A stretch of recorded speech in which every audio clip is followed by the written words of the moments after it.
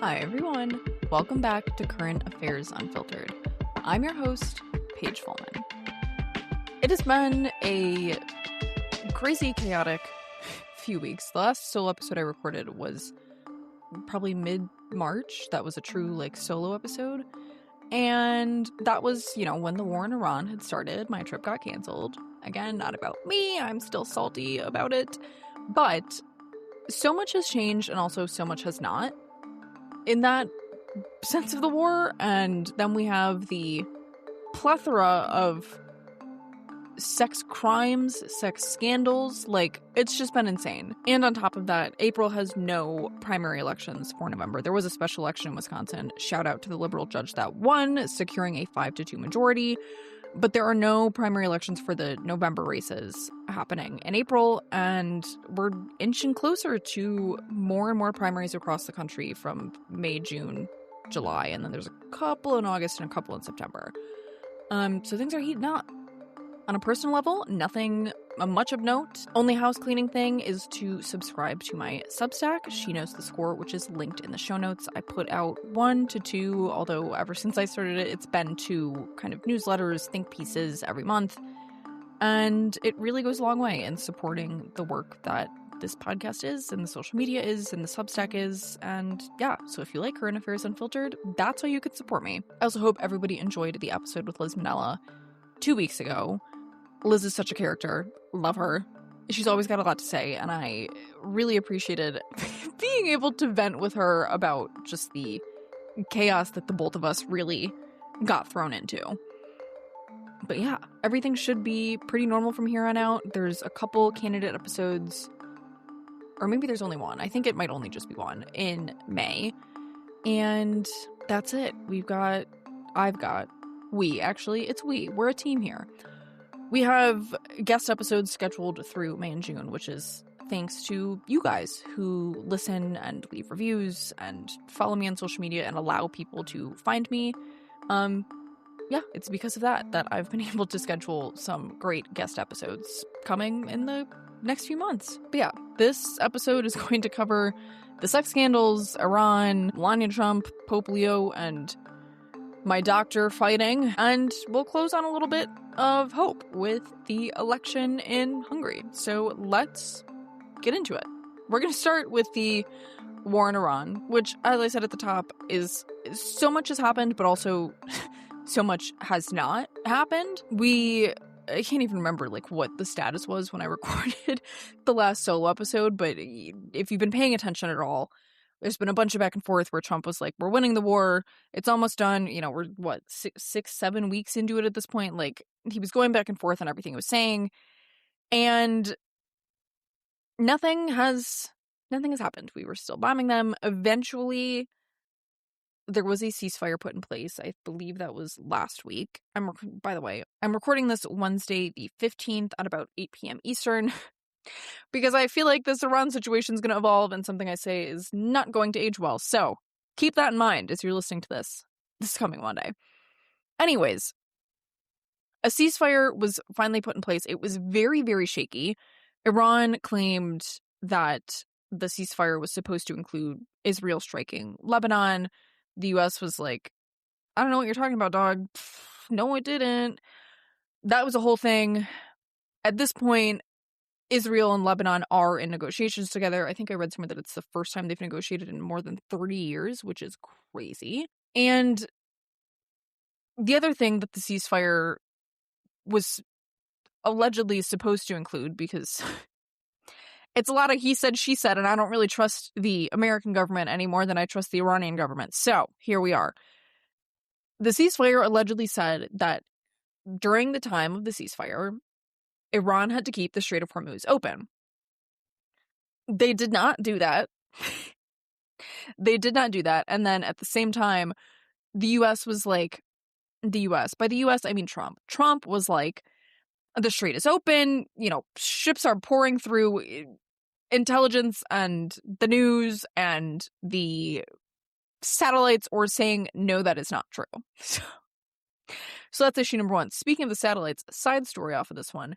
One of the major satellite companies that sells images to journalists that do stuff that use satellite images, such as reporting on wars or the status of the Strait of Hormuz, they are no longer allowed to sell to journalists. So that's crazy. That shouldn't be a thing. Anyways, Strait of Hormuz was not open. The U.S., despite the fact that this broke the ceasefire, Donald Trump did nothing about it. And to me, that shows that Trump needs Iran. This is going to sound insane. Trump needs Iran more than Iran needs us. Trump needed that ceasefire to hold more than Iran did. And Iran knows that, which is why they broke the ceasefire and didn't get any repercussions for it. Because at the end of the day, Trump wants this war to be over. There was a bombshell article that came out talking about how the Israelis were in the Situation Room. That is a long dramatic pause because that's not normal. Bibi Netanyahu and the Mossad should not be in the Situation Room. They are the ones that convinced Trump. And I believe they did so by saying, this will be a quick little in and out, like, it's going to be quick. Nobody's even going to notice. None of your people are going to even notice that you went into Iran. Okay. Obviously, people noticed. It's been going on for, like I said, 6-7 weeks now. 6-7. So Trump has a high interest in getting this done, getting some sort of peacetime situation done. The talks happened last weekend. I think it was last Saturday. So when this episode comes out, it'll be 9 days before this episode came out. JD Vance, Iranian officials met in Islamabad, Pakistan, and had some peace talks. And rumor has it that the Iranians wanted JD Vance there because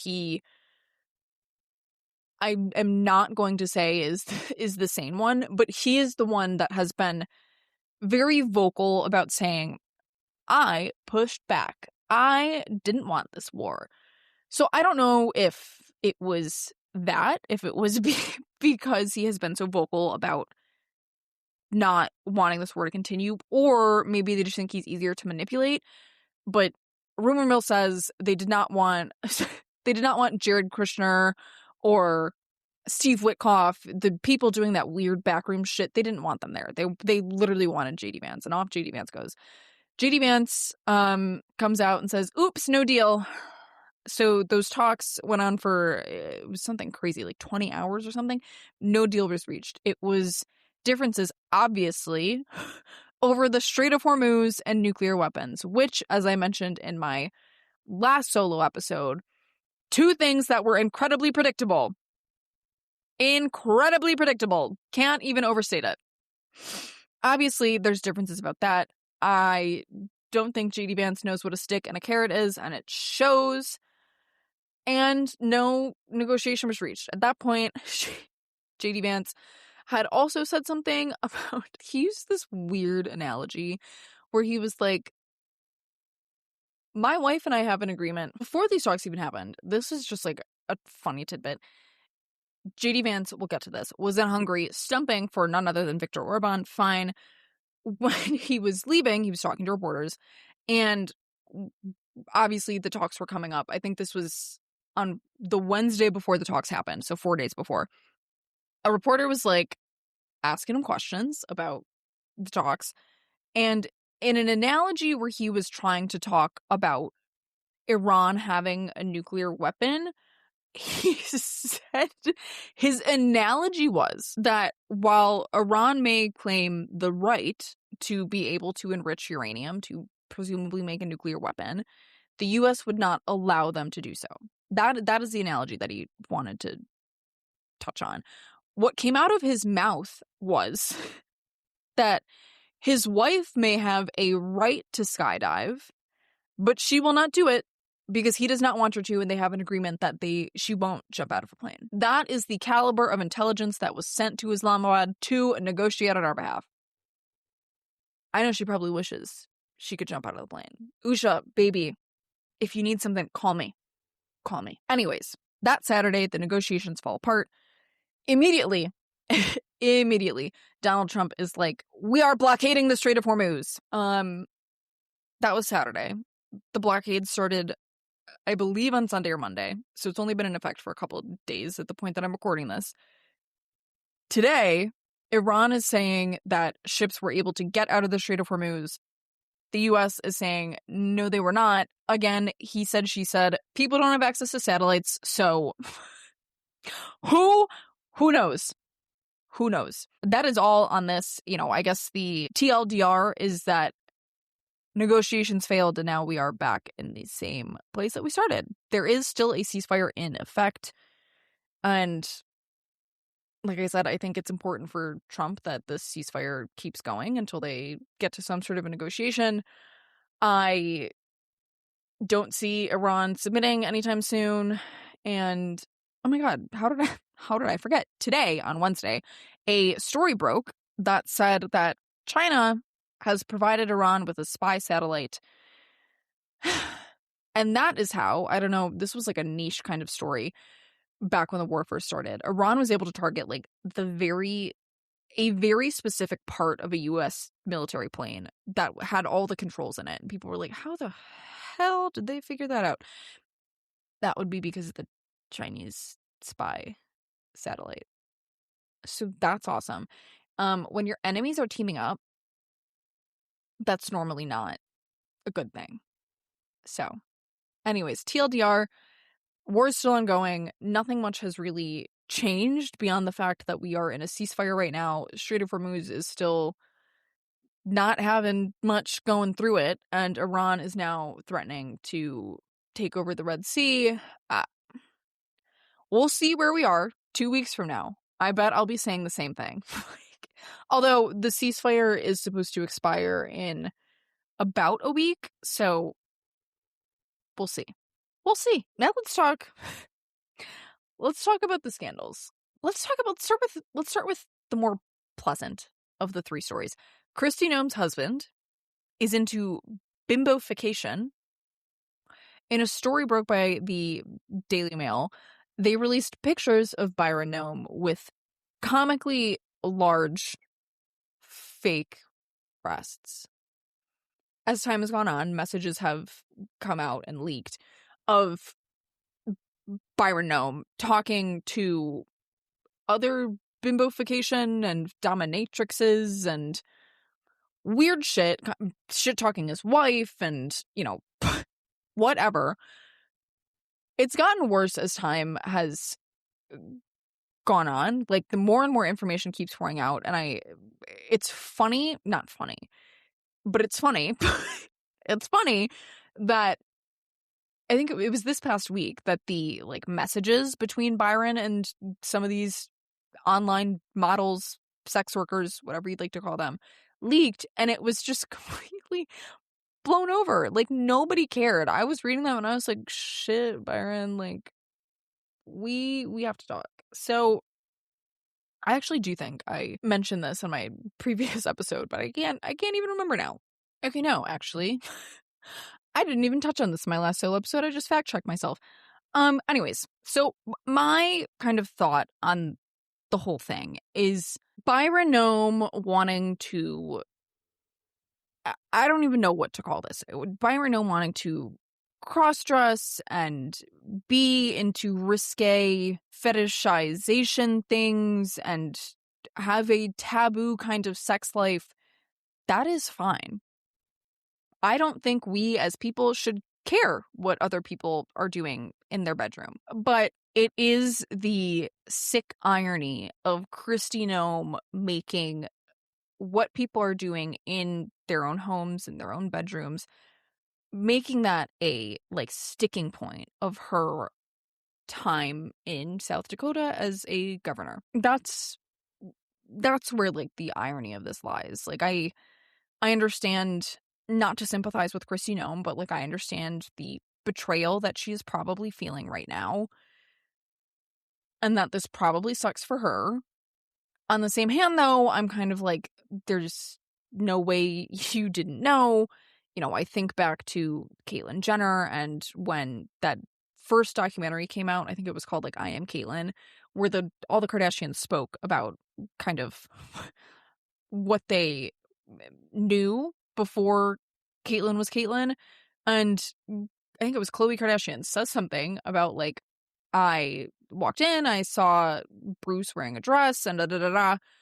So part of me thinks that there's no way that Kristi or their kids didn't have, like, an inkling, maybe, that something was going on, because some of those pictures that leaked are in broad daylight. Like, Kristi Noem is at work, and Byron Noem is at home posing for the sex workers. Like, anyways, so that I don't think is, like, the real story. Like, yes, it's a scandal, a sex scandal of sorts. The real issue, though, is how, and I guess we'll never know if this is true, but that is a huge piece of blackmail. And something like that should have come up in a security clearance process, although we do know that for some other positions that Trump appointed people to, like, they expedited the security clearance process. Like, some stuff probably slipped through the cracks. Who knows?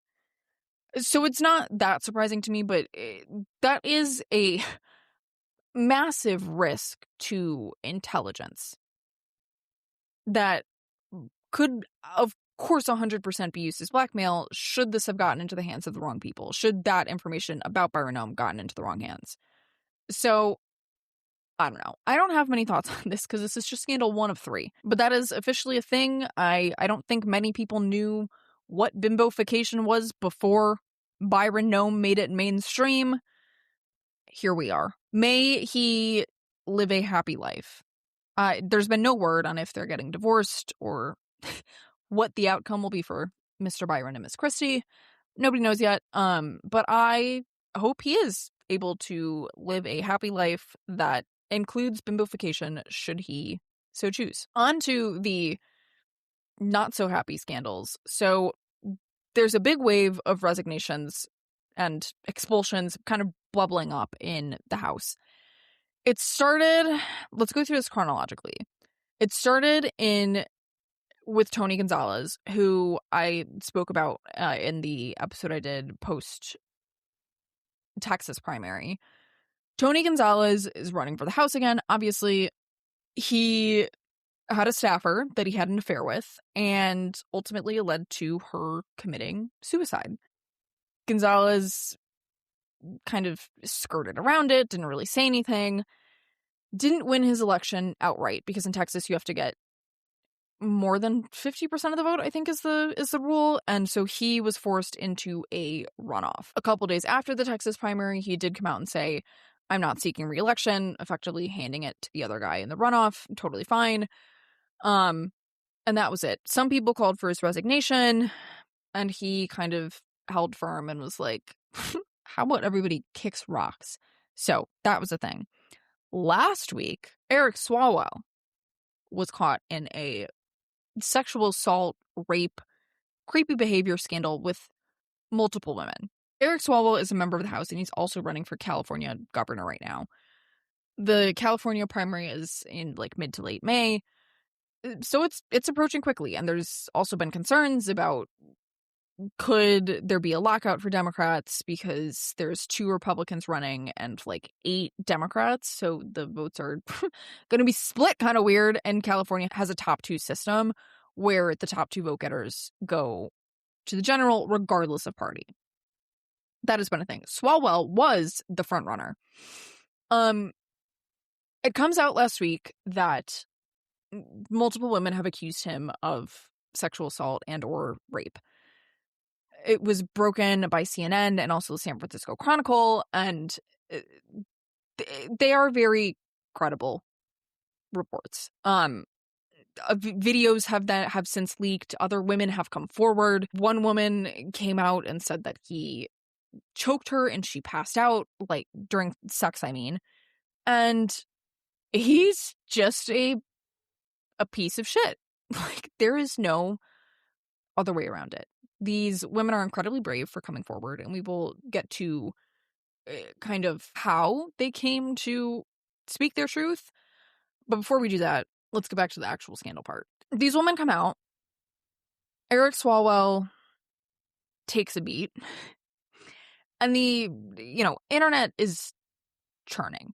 People, within hours of the story breaking, like, the entire public had turned on him. Now, I'm not on the ground in California, but I imagine the sentiment there was much like the sentiment everywhere else. in a get this guy out. He then posted a video on Instagram in which he essentially said, this is crazy. I didn't do that. I protected women. And also, I'm not dropping out because these allegations are false. A whole lot of nothing. I made a video about this on Instagram and TikTok, but I was like, how tone deaf can you be? Like, this is what people are talking about when they're saying, like, Democrats don't listen, Democrats can't read a room. The entire public was against him at this point. Like, this was his first kind of public statement after the allegations came out, and he was just defiant. And I was like, how are you not seeing the public sentiment just being completely, like, this is no longer a viable campaign? And I feel like that was seeable from, like, the first couple hours after the news broke. And again, there were numerous stories, even if I'm not saying they are, because I doubt they are, but even if some of the stories turn out to not be 100% factual, where there is smoke, there is fire. There is no way that and now, like, the numbers are growing. There's no way that each of those women are coming forward and all of them are false. Like, let's be serious. So Eric Swalwell could not read the room. He puts out that jank video and is like, these are false, da-da-da-da. And that was kind of it. That was all people heard from him. And then finally on Monday, he was like, actually, on second thought, I'm dropping out and I am going to fight these false allegations. My God. Thank you, Eric Swalwell, for doing the, like, correct and moral thing. But he had essentially said, yes, I, like, stepped out of my marriage. Like, I was with other women. He, like, didn't even acknowledge that when he was like, actually, I'm ending my campaign. He was like, all the allegations are false. You know, again, like, it's, I don't know how into true crime some of you guys are, but it's like when police are interrogating someone and they, like, start to, like, the suspect will start to put more and more of the truth out there. Like, that's what Swalwell was doing. Like, at first he was like, I'm loyal. And then he was like, actually, I did step out on my wife. And, like, it just keeps unraveling the more and more time goes on. So that was on Monday. Monday and Tuesday, things are brewing and people are talking about expulsion votes. Now, keep in mind, Tony Gonzalez, the guy from Texas, his scandal has been on the rise since, like, late February, like, right before the Texas primary happened. And people have been calling for his resignation and, you know, whatever. Nobody was doing anything about it. Why? Ask Mike Johnson, because Mike Johnson needs every single vote that he could possibly get. So they did not do anything about it. They just let the sex criminal meander through Congress. All of a sudden, Eric Swalwell gets in this scandal, and probably in some, like, backroom handshake deal are like, hey, if your sex criminal resigns, ours will resign too. And that is exactly what happened. Tony Gonzalez and Eric Swalwell resigned essentially at the same time. Like, that had to have been some sort of backroom deal, because neither side has the bandwidth to be losing votes like that. Now, there are still discussions about, there's another Democrat and another Republican, Corey Mills is the Republican, can't remember who the Democrat is, that are not sex criminals, as far as I'm aware, but they have some sort of, they made some oopsies along the way, and people are calling for their resignations as well. So George DeSantis now remains the, like, only member to be expelled in the last, like, 100 years. So congratulations, George, for keeping your title. Love you. That was that. Now, one thing I'm going to talk about on the Eric Swalwell thing, lesson learned on this, I suppose, is just that both of these parties are corrupt as shit, where they're saying, well, we'll make our guy resign if your guy resign. Be serious. Like, a sex criminal is a sex criminal. That you should be holding your own party accountable. Votes or no, but, like, I'm sorry. Like, that is just morally inexcusable, is the only way that I can put it. As for Kristi Noem's husband, totally separate thing. You know, he's gonna go live his life. Eric Swalwell, I think it is somewhat likely that he ends up in prison. Los Angeles and New York are investigating him. Tony Gonzalez, I hope he fricks off into somewhere and stays there. As far as I'm aware, he's not being investigated for anything. That's, whatever. That's his prerogative. But I hope these people rot. Not Byron Nome. Anyways, on the Swalwell case, though, I don't know if you guys know who Mrs. Frazzled is. I followed her back in like 2020 when she was a teacher teaching kids throughout the pandemic and making videos about it. And she has since left teaching and has now grown her following into more of like the political space. She lives in California. She's the one that really supported these survivors and got them to tell their story. And I think it ultimately just shows the importance of influencers. And, there's, after this has come out, I think it was Kevin McCarthy had said something about, well, everybody knew, like, you didn't send your young staffers to hang out with Swalwell. Everybody knew. Like, why wasn't there any sort of reporting on this? Why did it take a Democratic influencer to push the story into the media? Like, that's where I get just angry, because the stories were there. They were all there. It took Miss Frazzled to get this out into the open. And, I think it shows, the fact that these women were able to trust Mrs. Frazzled and tell their stories to her is one thing about, how a lot of people don't trust the, media and are turning more towards independent creators. And two, that Mrs. Frazzled was able to, she really wanted to give them, the help and the resources and get them to lawyers and representation and really be able to assist them from, point A all the way through point Z. Which, ultimately, if these women would have just simply gone to CNN and said, hi, I'm ready to tell my story, I don't think CNN would have provided the same support and resources that Mrs. Frazzled has. And also, she was, of course, on the receiving end of this is a smear campaign and coordinated classic. Mrs. Frazzled, if you're listening to this, reach out. I know a thing about that. Anyways, but the sex criminals are gone. Kristi Noem is gone. Her husband can hopefully live his life as a bimbofication slayer. And that's that on that. And we'll see what happens with the other two that are maybe being expelled, but but not that, not to compare crimes, but I'd argue being a sex criminal is worse than being an embezzler. Somebody's probably gonna get mad at me for that, but hot take. Anyways, let's move on to Pope Leo. I've talked about this in other episodes. I'm a big fan of the Jesuits. I loved Pope Francis with my entire heart. And not that I expected them to do, not that I expected to have another Jesuit right after the first Jesuit Pope. But, exciting time. Pope Leo's from Chicago. I had high hopes for him. And let me tell you, he has delivered. He has delivered. He is taking Pope Francis's Jesuitness and, slang. And, the saying goes that they never would choose an American pope because you couldn't let the U.S. have both the number one spot on the world stage and the number one spot in the Catholic Church, because that was too much influence for Americans. So I firmly believe that by choosing Pope Leo, they were sending a message of hey, United States, you're on the decline. Y'all got to get it together.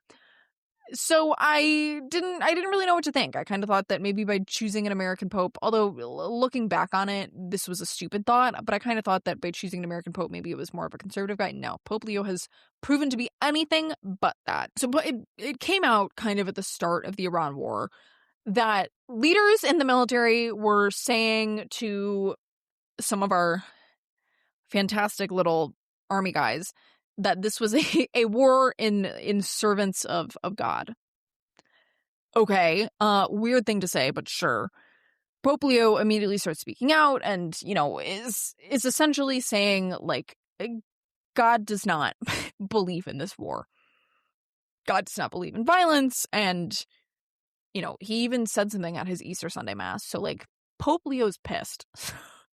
Let's start there. And keep in mind, like, he's never, like, called Donald Trump by name, called Pete Hegseth by name, called J.D. Vance by name. Like, he's doing his job and speaking generalities, but, like, some of the kind of main tones of the things that he said are, like, those who wage war and, you know, pray, God doesn't hear your prayers because your hands are soaked in blood. Like, that kind of thing. And that alone would be notable, that the Pope is taking such a big stand in this. You know, Pope Francis, for everything that he did, especially with the fact that he, you know, kept in touch with the one Christian church in Gaza, you know, but he never, or at least I don't recall him ever taking a big stand like that, where he is going on his Easter Mass and saying, Israel, stop. Like, this war is unjust, da da da. Although I'm sure I'm going to be proven wrong. I'm sure he did probably say that at a certain point, but Pope Leo has taken like a hard line on this. Then Trump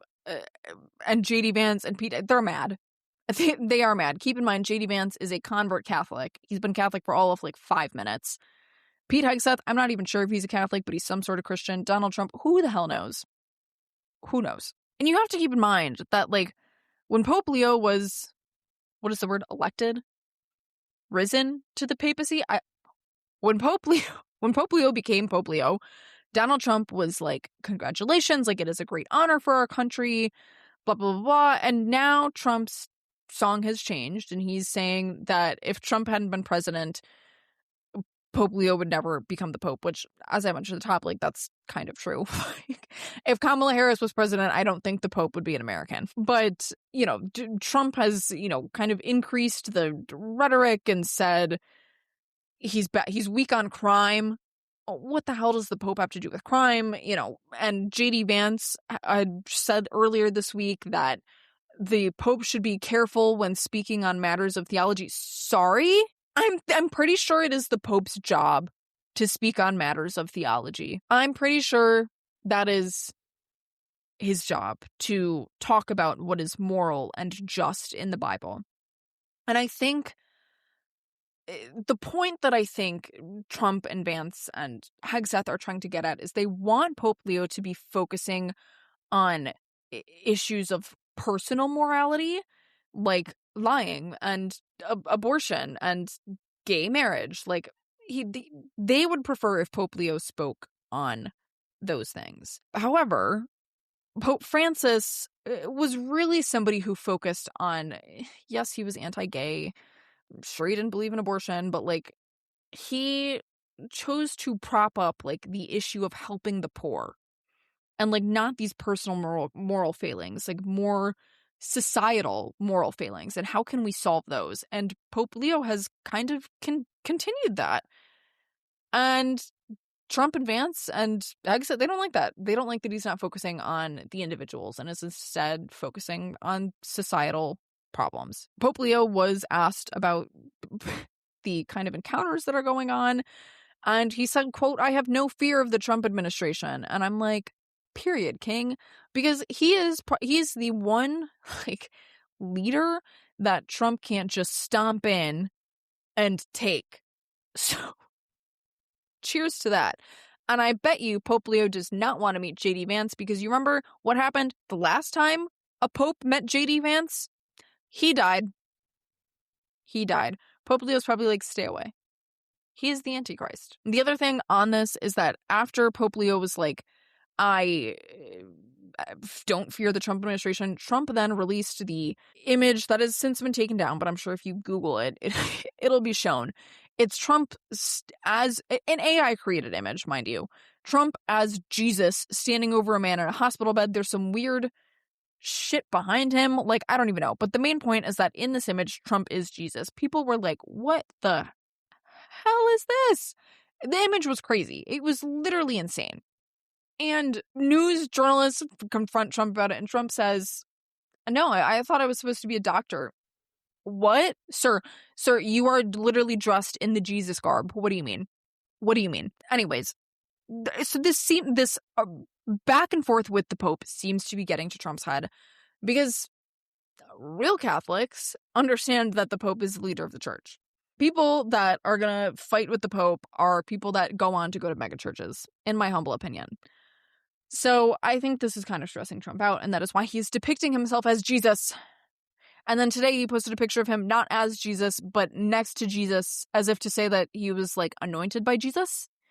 So I think Trump has, like, ever since he almost got assassinated, I think he has this weird God complex where, like, he truly thinks in some ways that he is the chosen one.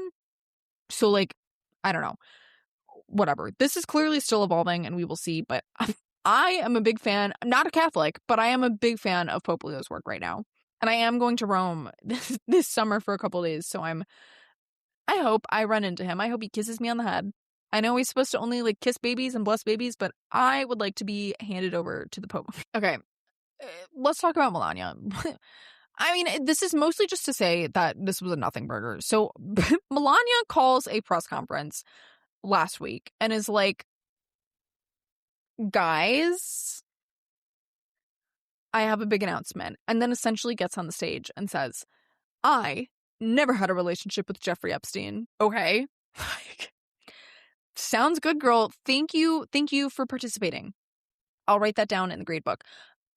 It felt weird, and there were a lot of reporters, like, typically something like that would happen because there's rumors of a story that is breaking or brewing in the press, and everybody has been like, I haven't heard anything about a story brewing like this. So nobody really knows. And also, the emails that have been released where, like, Ghislaine is emailing Melania seem to say otherwise. Whatever. All that to say, it was a big nothing burger, and Melania is clearly not taking her job as First Lady seriously.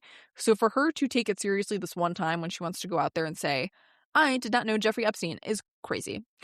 I have nothing to say about the rest of that. Let's close off on Hungary. So Hungary is a country in Eastern Europe, home to Budapest.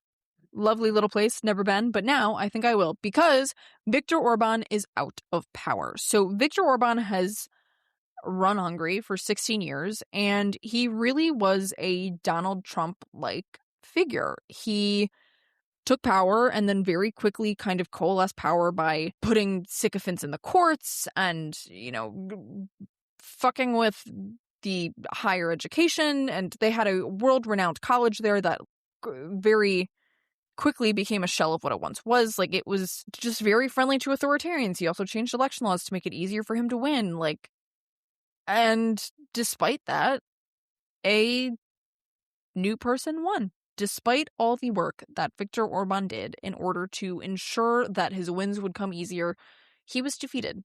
And I think the most telling part is that Viktor Orban conceded, which is a good thing and very telling that this man with pretty authoritarian instincts lost fair and square and said, yep, I'm good. Bye. Donald Trump couldn't do that. And then also keep in mind that it was J.D. Vance that was stumping for Orban, and then he lost. So I don't know if I'm going to attribute it all to J.D. Vance, but, you know, the U.S. is not very popular in general right now.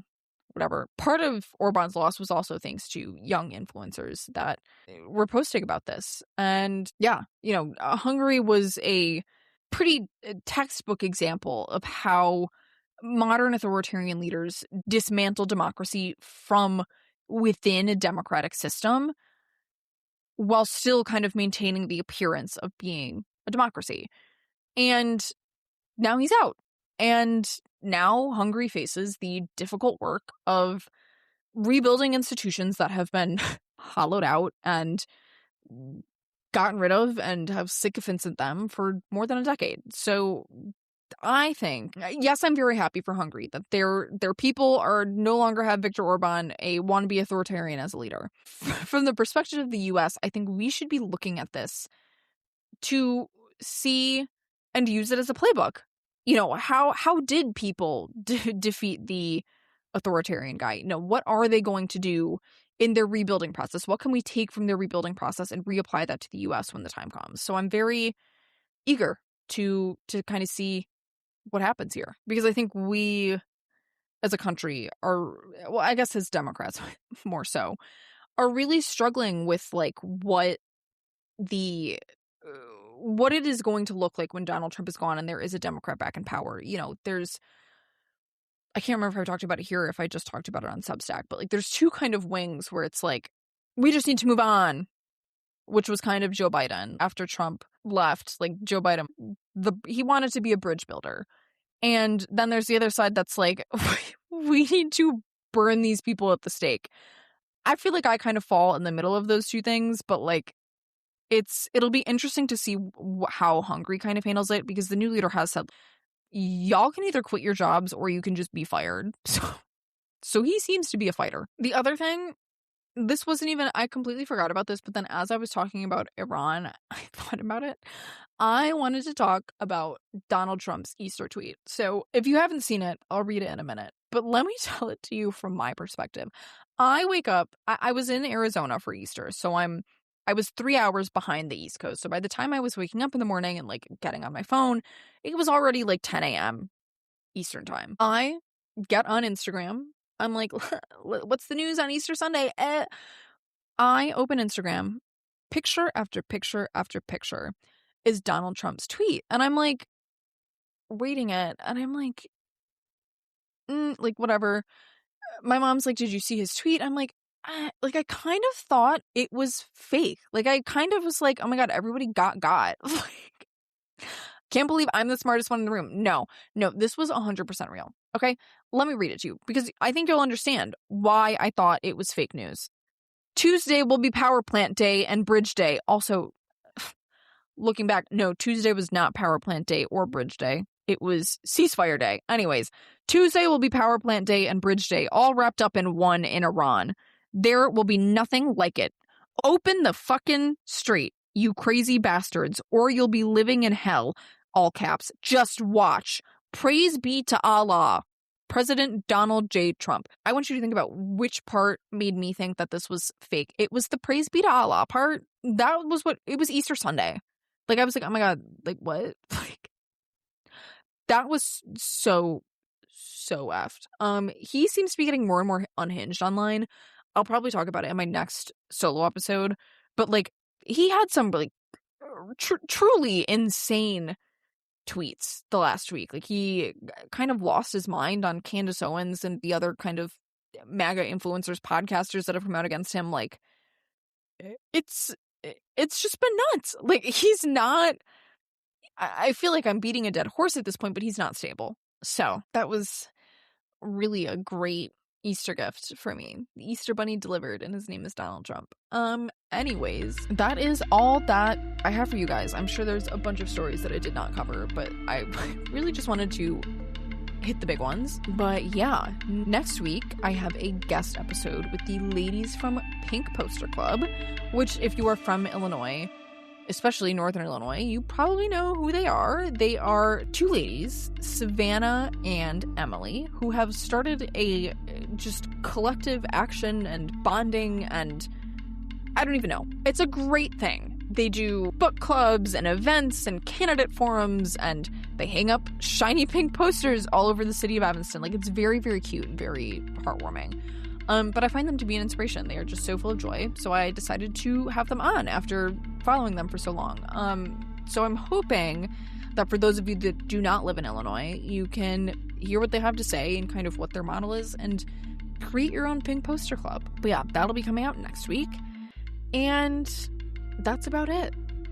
Thank you guys so much for tuning into this episode of Current Affairs Unfiltered. If you enjoyed today's episode, don't forget to follow, leave a review, or share it with someone who could use this information. To support this podcast, you can also subscribe to my Substack, She Knows the Score, which is linked in the show notes. And as always, if you have questions, topic suggestions, or just want to say hi, you can find me on social media at Current Affairs Unfiltered Pod on Instagram, or send me an email at currentaffairs.unfilteredpod@gmail.com. I'd love to hear from you. Keep asking questions, stay engaged, and kick the sex criminals out of Congress, or just any position of power. I will see you guys next week.